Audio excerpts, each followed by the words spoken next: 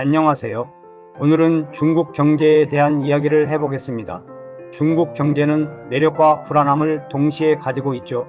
중국은 세계의 공장으로 엄청난 제조업 능력을 갖췄습니다. 반세기 가까이 제조업을 통해 원자재, 부품, 완제품에 이르는 효율적인 공급망을 구축했죠. 규모의 경제를 통해 비용을 절감하고 숙련된 노동력과 인프라를 바탕으로 생산해왔습니다. 덕분에 많은 글로벌 기업들이 여전히 중국을 생산기지로 활용하고 있습니다. 중국 정부는 중국제조 2025 정책으로 첨단 기술 산업 육성과 제조 고도화에 투자하고 14억 인구를 기반으로 한 거대한 내수시장 역시 경제의 든든한 버팀목입니다. 하지만 중국 경제 위기론도 존재합니다. 비관적인 시각에는 여러 구조적인 문제들이 있습니다. 가장 큰 문제는 부동산 시장 침체입니다. 중국 경제 성장의 한 축인 부동산 시장이 침체를 겪고 있습니다. 대형 부동산 기업들의 부채 위기는 금융 시스템으로 번질 수 있다는 우려가 있습니다. 부동산 침체는 소비 심리 위축으로 이어지죠. 청년 실업률 문제도 심각합니다. 공식 발표보다 실제가 더 심각하다는 이야기도 많아요. 청년 실업은 사회 불안을 야기하고 소비 기반을 약화시킵니다. 부동산 시장 침체, 불확실한 경제 전망, 저축 성향 등으로 소비 심리도 위축되어 디플레이션 우려까지 커지고 있습니다. 지방 정부 부채 문제 역시 심각합니다.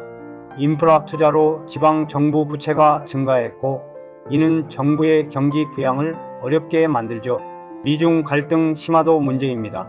디리스킹 정책으로 글로벌 공급망에서 중국의 비중을 줄이려는 움직임이 가속화되고 있습니다. 이는 중국의 제조업 기반에 위협이 될 수 있습니다.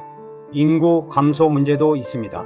고령화와 출생률 감소로 인한 인구 감소는 장기적으로 생산 가능 인구를 줄이고 소비 시장 규모에도 영향을 미칩니다. 저는 중국 경제가 완전히 붕괴될 거라고 보지는 않습니다. 중국 정부는 강력한 정책 수단과 외환 보유액을 가지고 있고 거대한 내수 시장과 제조업 기반이 있기 때문입니다. 하지만 과거와 같은 고속 성장은 어렵고 장기적인 성장 둔화 국면에 진입할 가능성이 높다고 생각합니다. 중국의 문제들은 구조적입니다. 부동산, 부채, 소비, 인구 등 복합적인 난제들이 얽혀 있어 단기간에 해결하기 쉽지 않죠. 중국 정부가 정책을 추진하겠지만 성장통은 불가피할 겁니다. 미중 갈등 심화라는 외부 환경도 긍정적이지 않고요. 결론적으로 중국 경제는 여전히 거대한 힘을 가지고 있지만 성장의 방식과 속도에 있어 전환점에 서 있습니다. 새로운 균형점을 찾아가는 과정 또는 성장 둔화 속 질적 전환을 모색하는 시기로 이해하는 것이 더 정확할 것 같습니다.